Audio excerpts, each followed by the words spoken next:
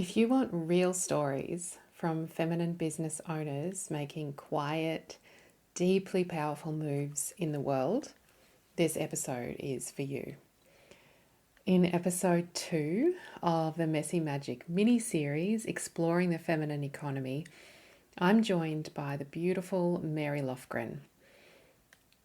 Mary is a certified feminine embodiment coach and host of the Come to Your Senses podcast. Mary has been a long-time inspiration for me. I used to listen to her podcast long before I even knew what feminine embodiment was. Her energy is both grounding and energizing. And if you don't know her already, I know you're going to love her. In this episode, we talk about the deep value of pleasure in the face of a capitalist world, the seduction of life, how weaving pleasure and beauty and fun into life is a source of fuel, and the joys of watercolors. And of course, so much more about how Mary weaves feminine principles into her work and business. It's so juicy, and I hope you love this episode. Hi, beauty. Welcome, and thank you for joining me for a new episode of the Messy Magic podcast. Here we discuss what it means to find the magic within the inevitable mess of life. We all have our unique stories, and in this podcast, we celebrate it all because this is the human experience. I'm your host, Nadee Guy, certified feminine embodiment coach, lover of Mother Nature, and seeker of the magic woven through all of life. Welcome to a space to be your true, messy, beautiful self. Dedicate your next breath to you. And then, let's sink in.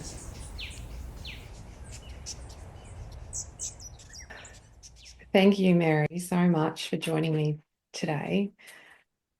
I am so excited for these conversations about feminine economy and what it means to different people, different businesses, different bodies, different environments. And I will get you to introduce yourself, but before I get there, I just had this moment before we started recording where I felt like this is a full circle moment for me because I have known you a lot longer than you've known me.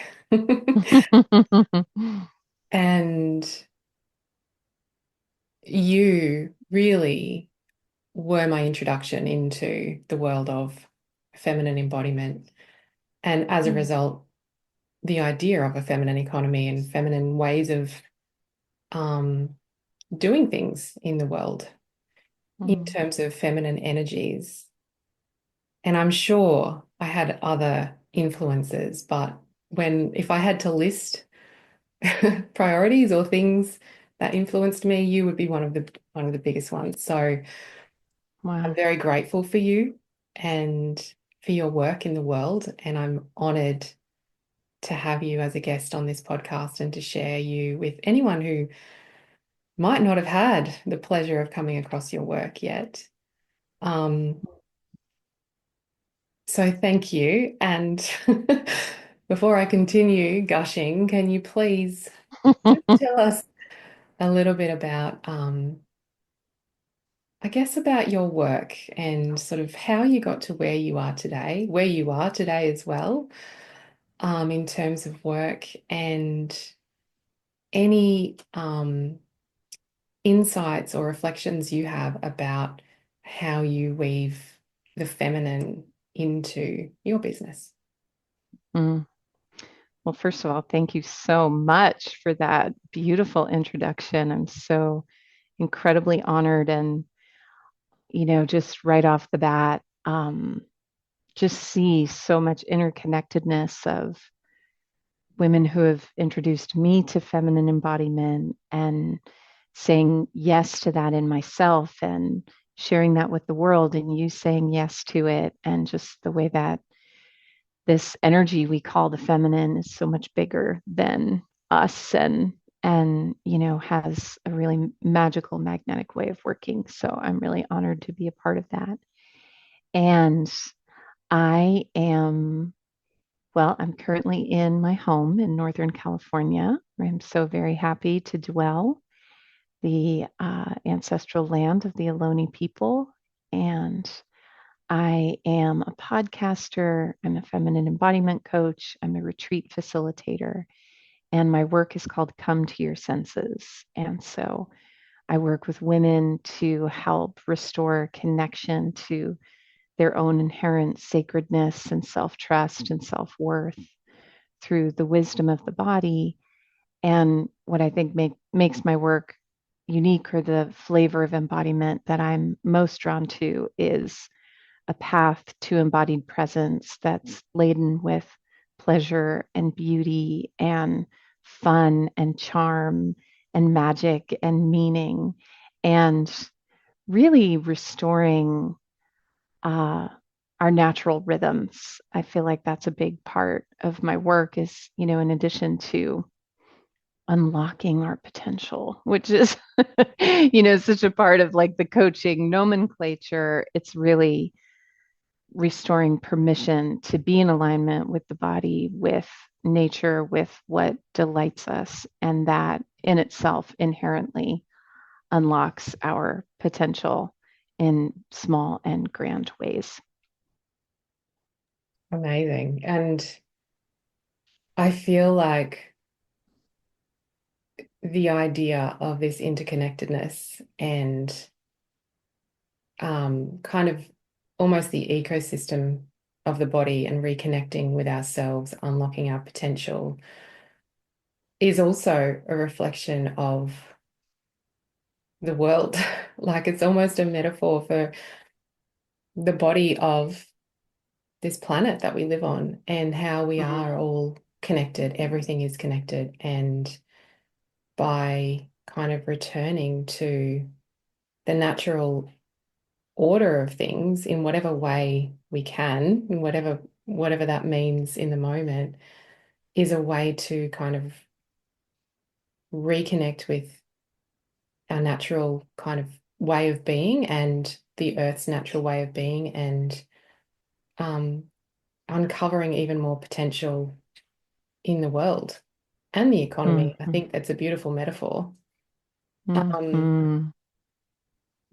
I'm really curious to explore with you or to have you kind of share how you do things differently in terms of business and even life. Like I love this.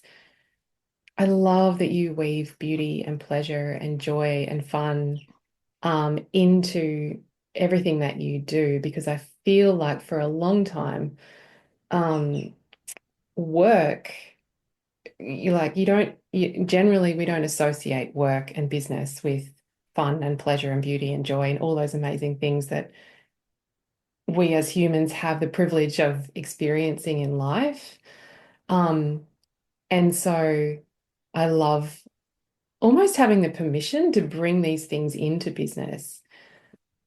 And I'd love to hear your reflections on how you've done that in your business and also like what you've experienced as a result of doing that.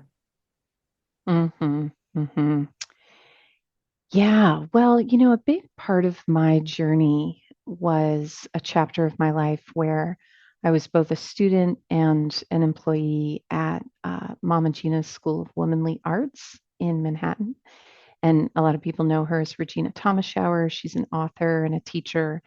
And her school is about teaching women how to use pleasure to have their way with the world and how to really study pleasure, not just as a luxury, but as a discipline and as a way to connect with one's inherent magnetism.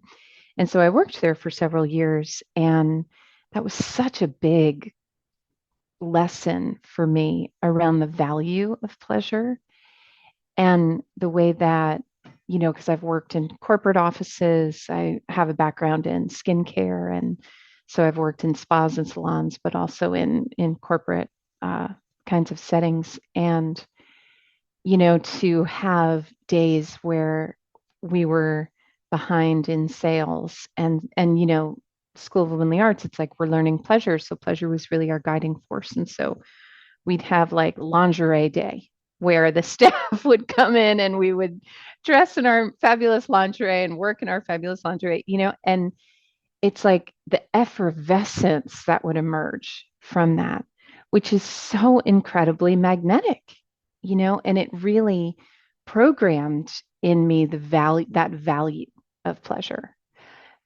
because, pleasure, especially in a capitalist economy, is viewed as recovery for hard work or reward for hard work.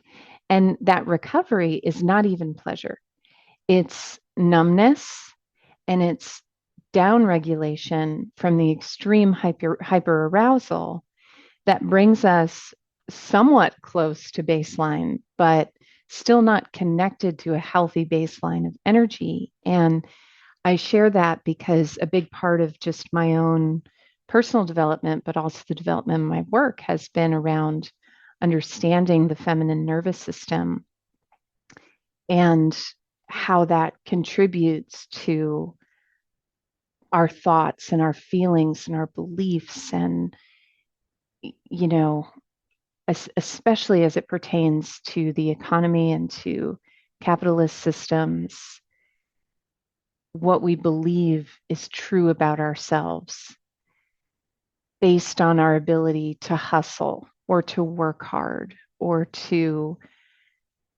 produce. You know, I think that understanding the nervous system and the influence that these systems have had over our understanding of our bodies and our minds has just been everything for me, really. Yeah. And again, like this kind of lens of putting even the nervous system up against economic systems and capitalism and productivity and efficiencies and continual sales and continual growth is, I mean, I think it feels to me, and it might just be the circles that I'm traveling in, but it feels to me like there are more conversations happening about this now and how we are humans in this in a system, and Mm-hmm. our nervous system matters and our um, self-esteem matters and our self-image and the way that we feel and the way that we move through the world matters, but it's still not prioritized. Like Mm-hmm. it's such a challenge because there are realities of the world that we live in terms of like we need money to survive. We need to be able to pay our bills. We need to pay our rent, buy our groceries, and send our kids to school. And all of those things require us to make money. So there is that element. And so, like up till, or at least in my experience, um, the way to do that is to be productive and to be efficient. And it doesn't really matter how you feel. It doesn't matter if you have to push through. Mm-hmm. Um, but what I'm hearing is almost the opposite. Like we can access the fuel that we need to be magnetic and to draw what we want towards us if we lean the other way, more into pleasure and beauty and joy and acknowledging our nervous system and nourishing ourselves, but not in a tick the box kind of a way. Like it's not like, Mm-hmm. because I think that's another kind of element is like, you know, yes, I went to get a massage and it felt great in the Mm-hmm. moment and I ticked that box and I meditated and I can tick that box. There's such a different energy like in that compared to I don't know, I walked outside and I turned my face towards the sun and it was so warm and I just let that energy kind of melt through my body and I was restored in that moment, like there's different Mhm. approaches. And I feel like I'm kind of talking around in circles, which is kind of relevant as well in with regard to the feminine, because there is no end point for this. It's really just an Yeah. exploration. Um, Yeah. and there are so many ways that we could take this conversation. I guess one of the things I do want to do with this series is provide some practical ideas and some actual like examples, because there are so many beautiful concepts um, that sound amazing and just land in the body and you can feel that it feels right. Hmm. But I also find that often we need to be able to imagine or like have a step to take to kind of integrate that into our own life. Um, so I guess one question I have is um, with how you do your business, like what does beauty and pleasure and nourishing your nervous system mean to you in the way that you run things? Mm. Yeah. Thanks for asking. Um, well, I think where it begins, because I can certainly tell you things that I do during the day. Like I just, in the last few months, have gotten really into watercolors. And so you have to pry me out of that chair in the morning. I am just obsessed with moving pigment around on paper. And oh my God, it's just so pleasurable. And so it's like I do those things. I, prioritize evening movement because I'm not a morning person. So I move my body best at the nighttime. And yet, like what you're saying is that it's almost like we are drowning in a sea of actionable steps when it comes to like things we can do um, to practice uh, being more feminine in how we do business and how we do life. And what I find is that all of my actions are buds and blossoms that extend from the stems of my beliefs. And belief work is often linked to self and what I believe is true about myself. And, you know, and I don't mean to diss the personal growth industry because I'm a part of it, but a lot of times I think personal growth can be so self focused that it actually blocks what is such a source of regeneration, which is community and connection to the greater whole. And so when I say beliefs, it's not just, do I believe I'm worthy of going to yoga tonight, or taking a break to do my watercolors instead of scroll my phone, whatever it is. It's like, what am I investing my time in?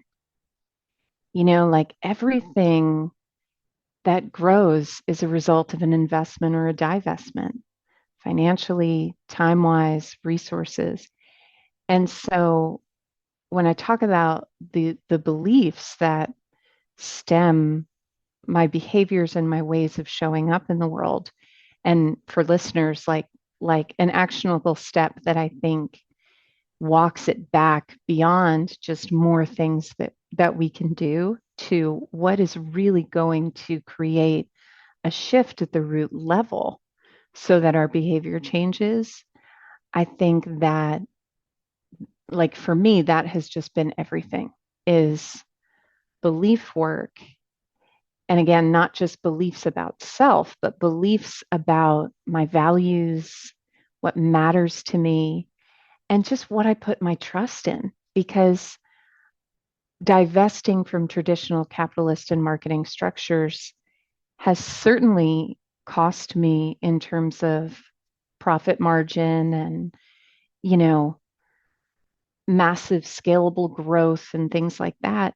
And sometimes uh, that was by default, but mostly it was because of conscious choices towards slow growth and towards more sustainability in the relationships that I form in my business, um, so that my growth keeps pace with my capacity.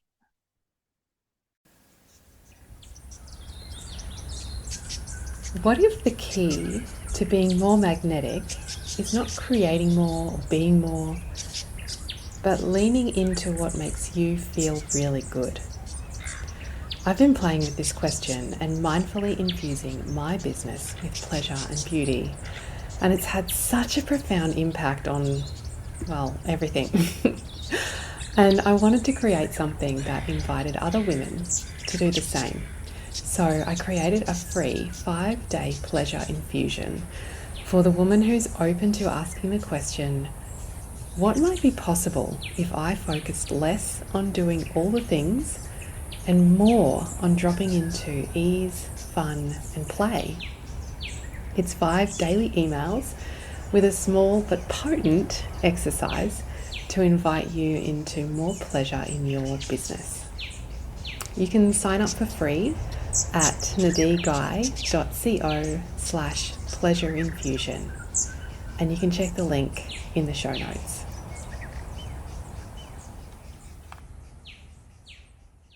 I mean, what you're describing is almost going back to the foundation and rewriting kind of what's important, or maybe not rewriting, but rediscovering what's Mm-hmm. important. You know, when we talk about slow business, slow living, slow food, I think it's really important to name that it's not actually slow. It's slow compared to industrialization, but it's not actually slow.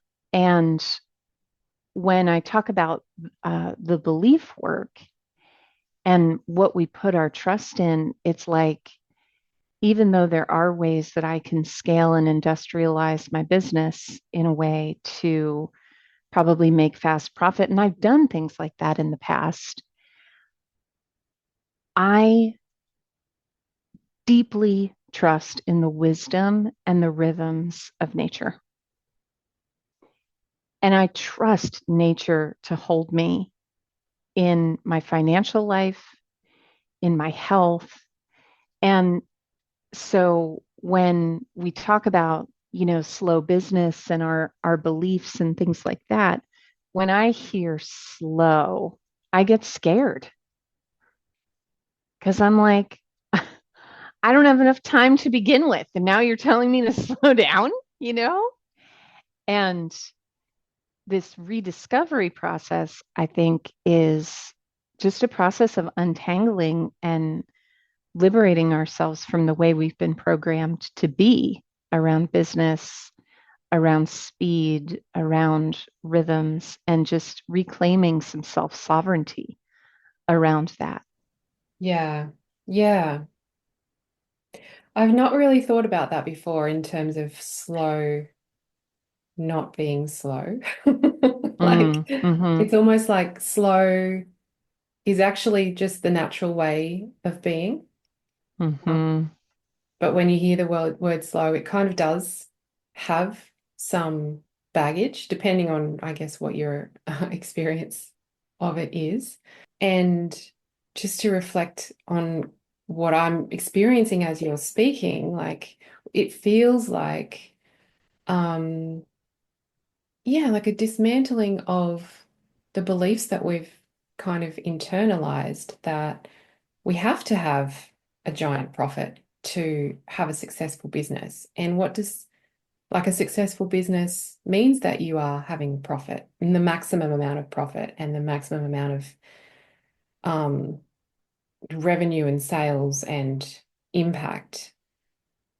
But to me, like looking at business through the feminine lens feels more almost natural, like you were saying, like more sustainable, more like having it with a deeper depth, having more depth.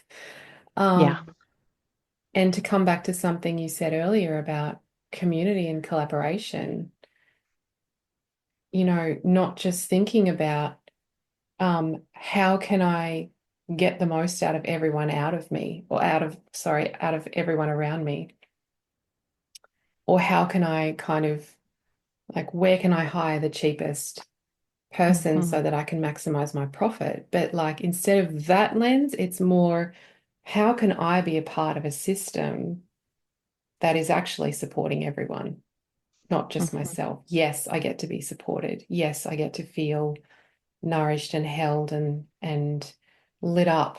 Hmm.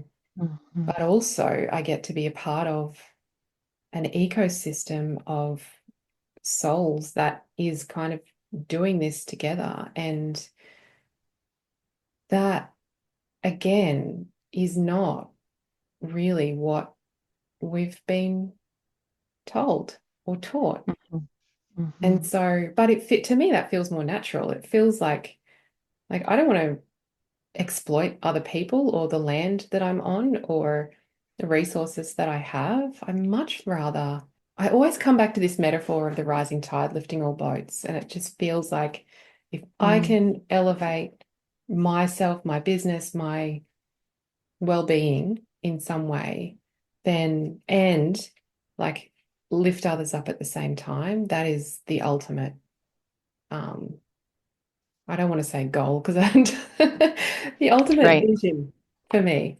Yeah. Yeah. And that to me sounds like wealth.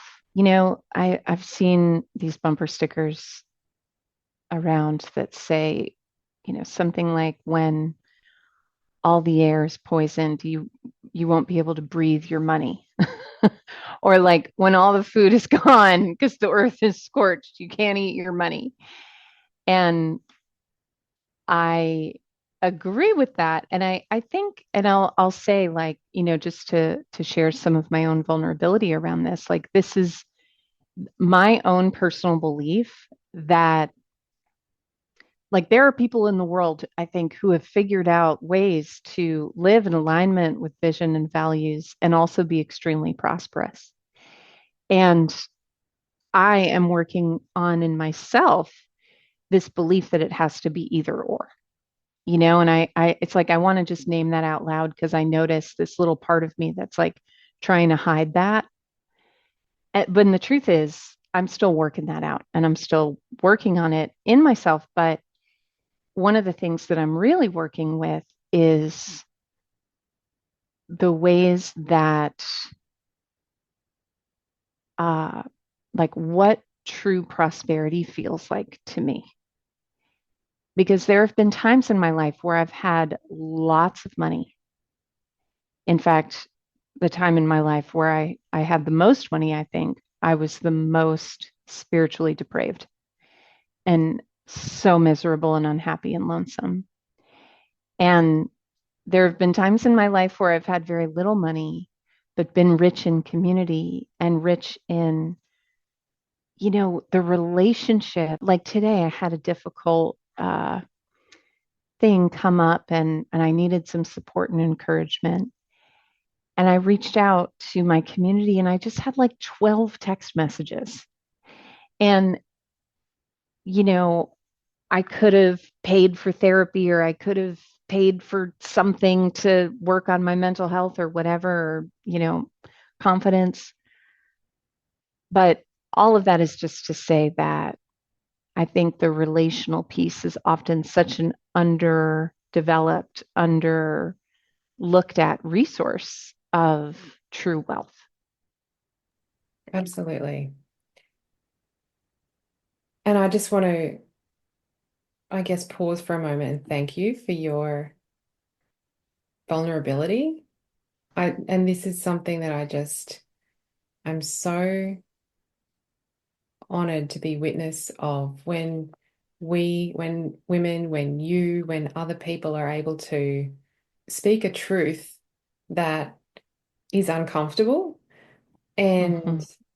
as and that's probably been one of the biggest gifts for me in the feminine embodiment work that I've done is being able to turn towards discomfort and be witness to it and speak it and express it. And there is such Mm-hmm. empowerment, I think, in that for the person expressing and also for the people receiving. So thank you. Mm-hmm. Thank you for creating such a safe space to do that. Mm. And like as you were speaking, I'm like, oh, I'm coming into this conversation with a belief that I why does she want to interview me about the feminine economy? Like I'm not some seven-figure, eight-figure, multi-million dollar coach. And there we go. Like there are the embedded beliefs that just because I don't have um, a certain register of numbers at this point that I don't have anything to say about the feminine economy. But the truth is, I've run a successful business for the last 12 years, you know? And so thank you for just acknowledging that and helping me see all the ways that these these ways in which we overcouple worth and value and expertise with an arbitrary number or Oh, result.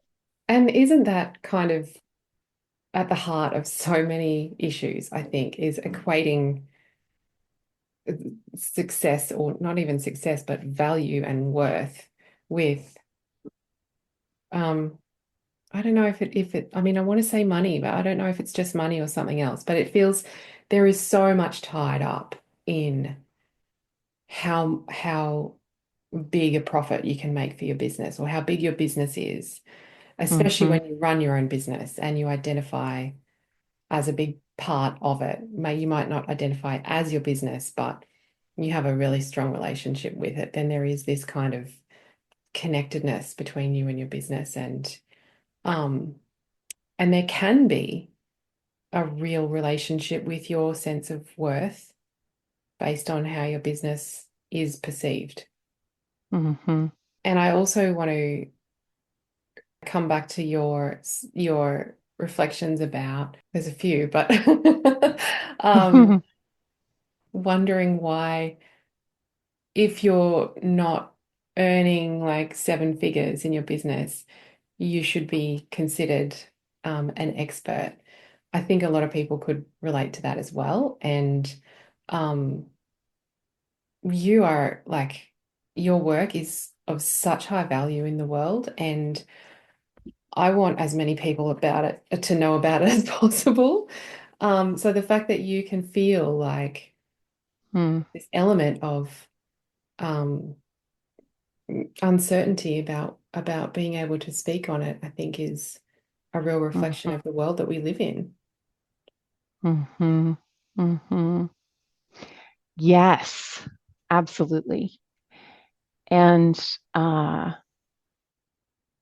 it's funny. I notice this. I know this isn't a coaching session, but I do think it's valuable when we hear someone's inner process, because I notice this part of myself now that's saying, well, like tell them about the results you have achieved. Like you don't want to sound like and and I do want to say, like, that part of me that believes in some way that we can't have alignment with nature and alignment with our own inner rhythms and a prosperous business, I know is a dying part of me, and is also like, so for anyone who's listening, like when I look at the results that I've created in my business and the freedom that I've been able to have while creating them, it's extraordinary. And yet here I sit 12 years in, still whittling away at this belief, and so it's just a vote of confidence for anyone else who still struggles with these feelings of inadequacy, uh, which, capitalism is that's what it's designed for. It's a competition based economic structure, you know, as opposed to connection and community and collaboration. Yeah, And I absolutely. think Mm. exposure of these truths is how we break that wall. Ah, I love that. Yeah. Exposure of truths. And one of the ways we do that is by being open and honest and vulnerable about where we're at, where we've been, where we're going, what things we're still working through. Yeah. Um, so thank you again, because I just, yeah, it feels so relevant. And I think it's big work, like coming back to question what's important to us and how we want to be in the world. When you're running a business, because you have to continue questioning like every decision. And there are decisions that you might make that you kind of make out of habit. Um, and, a big part of my background is in conversion copywriting. So it's all about conversions, Mm-hmm. which is about like as far away from the feminine as you can get because it's about numbers, it's about logic, it's about, research and process. And Mm-hmm. so for me, that's been a really interesting, challenging, um, fertile area to explore the intersection of like and my own beliefs, my own internalized, the things that I've learned over the years that I have learned from mentors and schools and people that I look up to and not even questioned them, like kind of just believed that that was the right way to go because this person has more experience than me and they know what they're doing and they've built this success like they've done Mm-hmm. things in their business or in other people's businesses that have worked, so therefore I learn what they teach and then I practice what they teach. And so this idea of Mm-hmm. like coming at it from a different angle and exploring, well, actually, like, how does that feel in my body? Like, if I've learned a Mm-hmm. technique about how to maximize conversions from a sales page or from an email funnel, like what is my body's orientation to those practices? And it's still something that I'm navigating because I continue to try like to improve my skills in those areas as well because I'm still a copywriter. I'm still doing email automations for clients. And so it just feels like a really interesting playground for me to kind of have those discoveries myself and to figure out like to look at what has worked for others and decide which parts feel good to me and what I'm going to allow to come through. Um, Mm-hmm. which, again, to come back to the idea of a metaphor, it feels like kind of as a collective, that's almost what we're doing is like, or many of us are like looking at what we have learned, what we've been taught, what we haven't questioned, and now beginning to bring in like, well, actually, does this really work from a health point of view, from a well-being, from a deep prosperity point of view? Mm-hmm. Mm-hmm. Um, and I think again, like naming that and being open about it is the way, as you said, to break down the walls and to continue growing and improving. Mm-hmm. Absolutely. Because I feel like, when I started my business back in, I mean, really, I started in like 2011, 2012, but I went full time in 2013. Um, you know, I feel like the internet and social media was just starting to ramp up, and there is this pain point centered consciousness. And I know that certain schools of thought might say, well, but your service is going to help people. So you want to illuminate their problem and things like that. And again, I'm in process around this, so I'm in no way an expert on the alternative, but I do know when I land on a page or land on, a brand where I sense that resonance of slowness and integrity, and where there's an invitation, like this is something that I appreciate about you. It's just like the invitational aspect as opposed to the more competition based aspect of I have something you want, like gatekeeping. I have something you want, by my program to get it, when often, especially in personal growth spaces, we're selling things that can't actually be bought, you know? Mm-hmm. Absolutely. Yeah. Yeah. Um, and just to I guess, circle back to these ideas of beauty and pleasure and magnetism, I feel Yeah. like the leaning into, and actually, this is something I've been sort of exploring lately with my client work, is how can I make my client's experience more beautiful, more pleasurable, and make it an experience, whether it's like looking at a web page that I've built for them that's a client portal where I've put all of their work in there and we're collaborating together. And it's just a functional sort of landing page where we can communicate and keep on track of, like, it's a project management tool. But I've Mm-hmm. had a bit more focus on making it aesthetically pleasing and to feel kind of fun to go in there and use because, well, because it's more fun, like, for a Mm-hmm. start.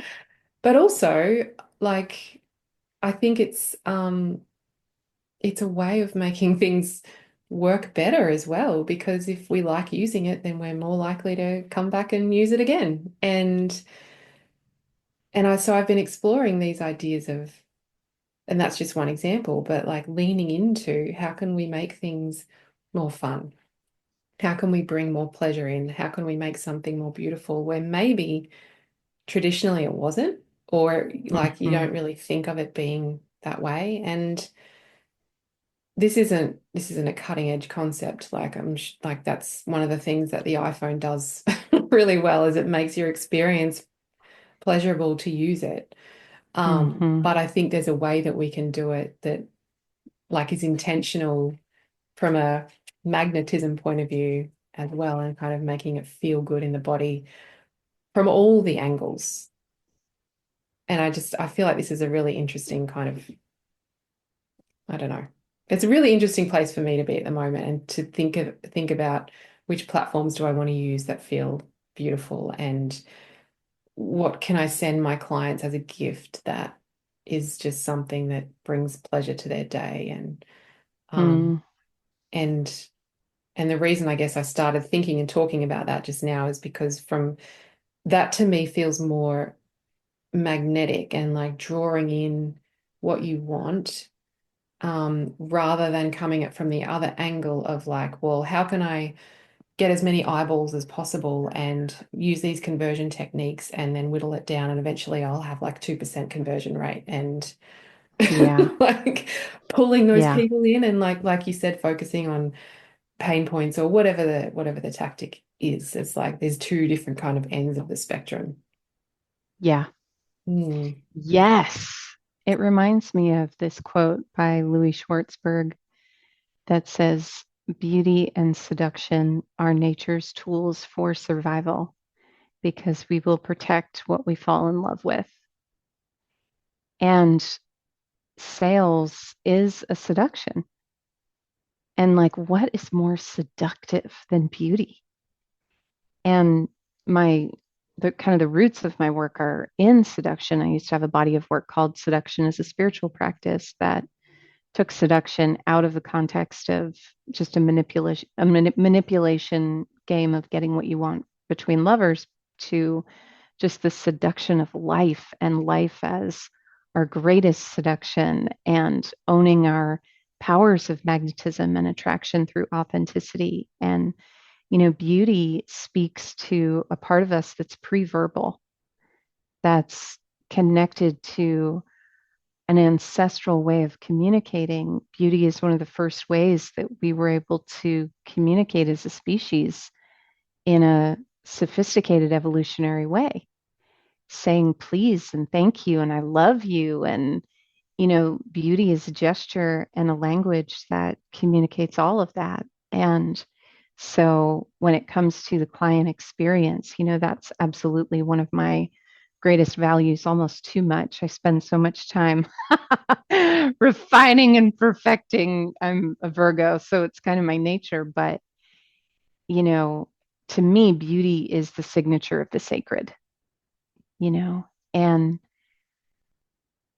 can, like you said, provide a quality of lubrication to things that feel really dry, like filling out a form. And it's like, we all got forms to fill out in this life, okay? And, beauty also to me inspires life force. If I see a form that's beautiful and alluring and intentional versus a form that's not, it's like it calls upon a deeper part of me that I then bring to that form than what I would give to the more transactional mechanical method of doing it. Ah, I love that. Yeah. Yeah. And it's something that, yeah, like you said, it's primal. Like you don't think about it. I'm going to fill out this form Mm-hmm. because it feels beautiful, like it looks beautiful to me and I feel inspired by it. It's just a reaction. Mm-hmm. Mm-hmm. Love that. Mm-hmm. Um, as we're kind of coming to the end of our time together, I'd love to invite you to share anything that, well, first of all, like if there's anything else that you want to mention or talk about or comment on before we kind of wrap things up. I just appreciate the feminine nature of this conversation and the way that, we covered a lot of ground in an organic way and everything from, showing our most deepest held passions and values and beliefs to like showing our kind of hairy, scrappy parts that still need work. And I know that you're a practicer of this, like our mentor, mutual mentor, Jenna Ward, she always talks about how restoring this energy we sometimes call the feminine isn't about making the world more feminine, just like slowing down is not actually about going slower. It's about integrating more of a sense of wholeness. And so I just appreciate the way that uh, that has been woven into this conversation. Thank you for that reflection. Yeah, I do feel like this conversation has been kind of organic and that's the whole idea of this series. We're not following a process or a series of logical questions. We are allowed to kind of have a conversation. And I think that is something that I um, would like to offer permission to anyone listening as well, is that like where in life can you lay the checklist down Yeah, and invite in sort of some play and curiosity and just see what arises in response. yeah. When we talked about community and being part of a whole, I know when I hear that, I'm like, oh God, I gotta shore up my friends. Who are my friends?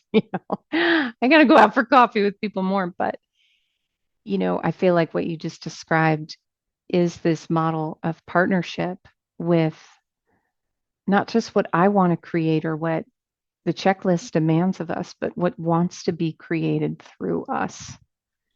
You know, like before our conversation, I was just saying a prayer and centering and asking spirit to inspire my words. And it's like, okay, here's your hairy, scrappy parts on a silver platter.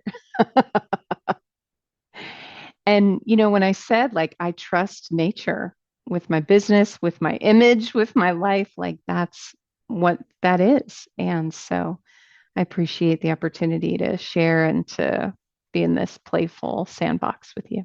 Oh, I love it. That is just perfect. Thank you. Um, yeah, so tell us all the things where people want to look up your work and if there's a way that they can work with you or be a part of your world. I'd love to share Yeah, that.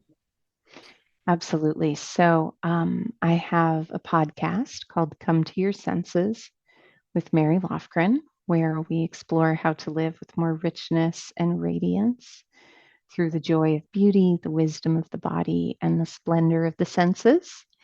And the podcast is just such a fun, delicious way to explore my work. So you can check that out just on my website, marylofgren.com. And also, I have a free course called In Celebration of Beauty. So, what we talked about there at the tail end of beauty's immense healing power and communicative power and magnetic power beyond just being a pleasing aesthetic to really a spiritual calling. This course in celebration of beauty, it's not really a course, it's like a series of audios, a collection of audios that I'm really proud of and really just want to be in the hands of anyone who wants it. So you can get that for free if you go to marylofgren.com/beautiful. What a gift. Thank you.